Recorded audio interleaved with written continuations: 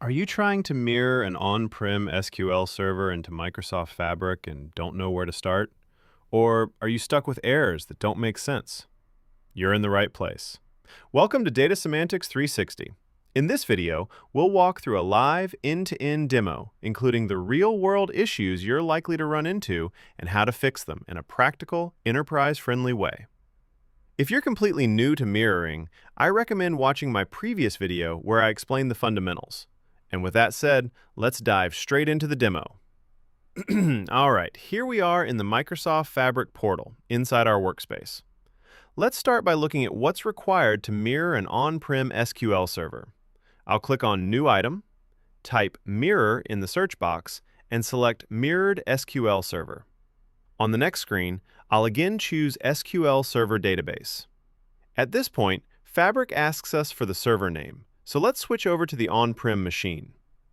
Here we are on the on-prem server. I've already installed SQL Server and SQL Server Management Studio, and I've added a sample AdventureWorks database that we can work with. I haven't done any additional configuration yet, and that's intentional. We'll configure things only as mirroring requires them. The first thing we need is the server name. We can easily get that by running select at server name and select at version, which tells us both the server name and the SQL Server version. In my case, this is SQL Server 2022. If you're using SQL Server 2025, the mirroring process is slightly different, and I've linked the official Microsoft documentation in the description for those steps. Now that we have the server name, let's head back to Fabric. Before we proceed, there's one important requirement to call out. The account I'm logged into Microsoft Fabric with must have sufficient permissions in this workspace. At a minimum, the user needs to be a member or workspace admin, because mirroring requires the ability to create new items, manage connections, and configure data gateways. Without this level of access, Fabric will block the mirroring setup. Now I'll enter the server name and the database name and start creating a new connection. For the data gateway, we haven't installed one yet, so I'll leave this as none for now and continue to see what happens. For authentication, I'm choosing basic authentication, which means SQL authentication using a username and password. Fabric also supports other authentication options, but for on-prem SQL server scenarios, SQL authentication is the most commonly used and simplest option, especially when working with a gateway. Now let's switch back to the on-prem SQL server for a moment and talk about credentials and permissions, because this part is critical for mirroring to work correctly. We need a SQL username and password that Fabric will use to connect to the database. For SQL Server versions 2016 through 2022, mirroring relies on Change Data Capture, or CDC, under the hood. To set up CDC for the first time, the login being used must temporarily have sysadmin permissions at the server level. This is required only to enable CDC and perform the initial configuration. Once CDC is already enabled on the database and tables, sysadmin access is no longer required for ongoing mirroring. The recommended approach from Microsoft is to create a dedicated login, often called something like fabric_login, in the master database. If CDC is not already enabled, this login must be added to the sysadmin server role so Fabric can configure CDC. If CDC already exists, this step can be skipped. After that, we switch to the user database we want to mirror, in this case AdventureWorks, and create a database user mapped to that login. At the database level, the required permissions are minimal: connect and select, along with membership in DB_owner only if CDC needs to be managed. Once CDC is fully set up, Microsoft explicitly recommends removing the login from the sysadmin role so that mirroring runs with least privilege going forward. If you're using SQL Server 2025, this process changes. SQL Server 2025 uses a native change feed instead of CDC, and authentication is typically handled through Microsoft Entra ID and Azure Arc. In that case, you don't need to grant sysadmin access to enable CDC because CDC isn't used at all.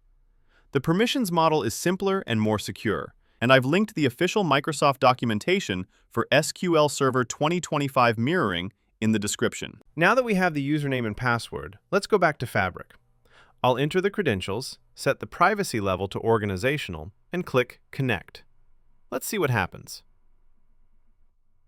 And as expected, we get an error saying that the server was not found or not accessible.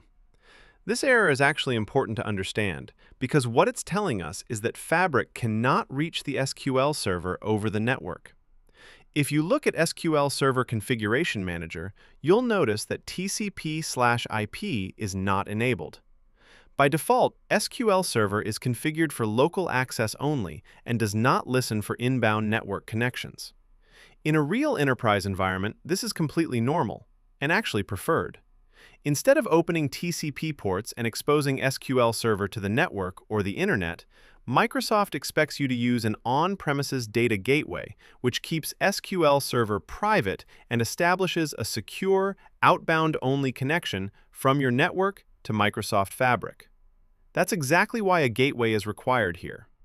Now that we know a gateway is needed, let's go ahead and install it. Open the browser, search for On-premises Data Gateway Download, click the first official Microsoft link, and hit Download.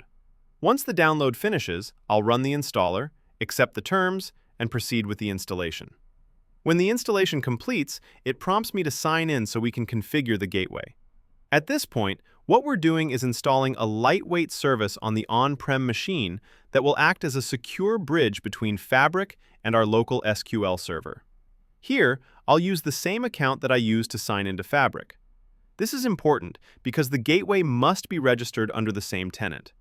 I'll click Sign In, get redirected to the Microsoft sign-in page, and sign in again. Once signed in, we're effectively associating this gateway with our Fabric environment so Fabric knows it can securely route connections through it. Now we're registering a new gateway. I'll click Next and provide a name for the gateway. Since this is a new setup, I'll leave the option to join an existing gateway cluster unchecked. Next, we need to provide a recovery key. This key is important because it allows us to restore or move the gateway if needed, so make sure it's stored securely. Once that's entered, I'll complete the configuration. At this point, the gateway is fully installed, registered, and running. What this gives us is a trusted endpoint inside our network that Fabric can talk to without requiring any inbound firewall rules.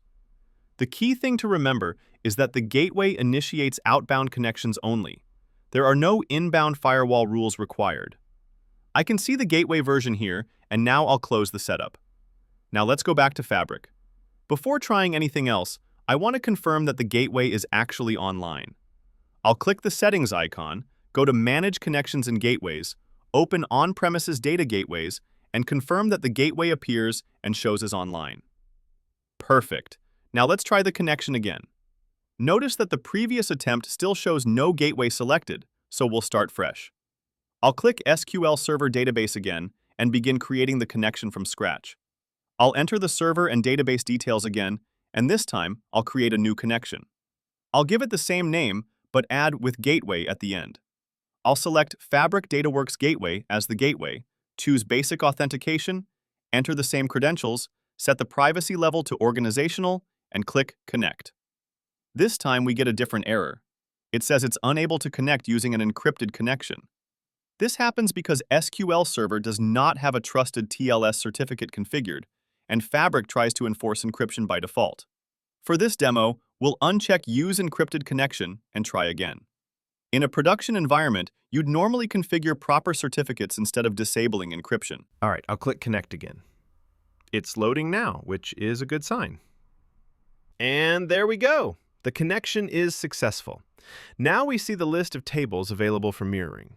It's also important to note that mirrored tables in Fabric are read-only. Any writes must always happen on the SQL Server source. You'll notice that one of the tables cannot be mirrored, and the reason shown is that it does not have a primary key. This is a hard requirement for SQL Server mirroring because change tracking depends on primary keys. Now I'll click Connect, give the mirrored database a name, AdventureWorks sounds good, and create the mirrored database. You'll see the status show as starting. This can take some time, depending on the size of your database. After a bit, you'll see the table names appear. Shortly after that, the rows will start coming in as well. But wait, we've run into another problem. Let's check the error message.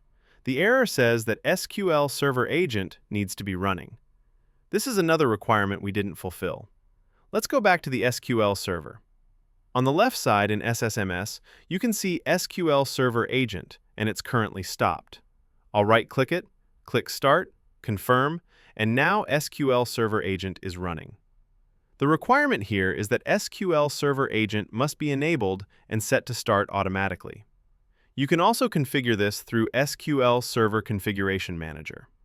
Open it, go to SQL Server Services, right-click SQL Server Agent, set the start mode to automatic, click Apply, and click OK. Now let's return to Microsoft Fabric and refresh. And there we go. All the rows have been successfully mirrored into Fabric. Let's do a quick validation. On SQL Server, the customers table has 847 rows, and those 847 rows have already been replicated. Now I'll run a delete statement and remove a few customers. You can see that 6 rows were affected, and here's the timestamp of the operation. Now let's go back to Fabric and refresh. Within a few seconds, you'll notice that the processed row count shows 853. This might look confusing at first, but here's what's happening. The mirrored database shows the total number of rows it has processed, not the current row count. It first processed 847 rows and then processed 6 delete operations, which brings the total processed count to 853. If you query the SQL endpoint of the mirrored database and do a count on the customers table, you'll see 841 rows, which exactly matches the SQL Server source. And there you have it. Within seconds, the changes were reflected in Fabric. That's the power of mirroring. Now for some bonus points. If you ever see an integration runtime is busy error while mirroring an on-prem SQL server, it usually means that memory usage on your on-prem server is above 80%. Microsoft recommends keeping memory usage below that threshold for mirroring to work reliably. Another painful error you might run into is when mirroring works initially, but after a few days the status changes to running with errors and data stops syncing. What worked for me was going into the mirroring configuration, deselecting the affected table, saving the configuration, and then re-enabling it. If that doesn't work, deselect the table again, go back to the on-prem SQL server, disable CDC on that table, and then reconfigure mirroring. That brings us to the end of this demo, where we mirrored an on-prem SQL server into Microsoft Fabric and worked through the setup and common issues you'll see in real enterprise environments.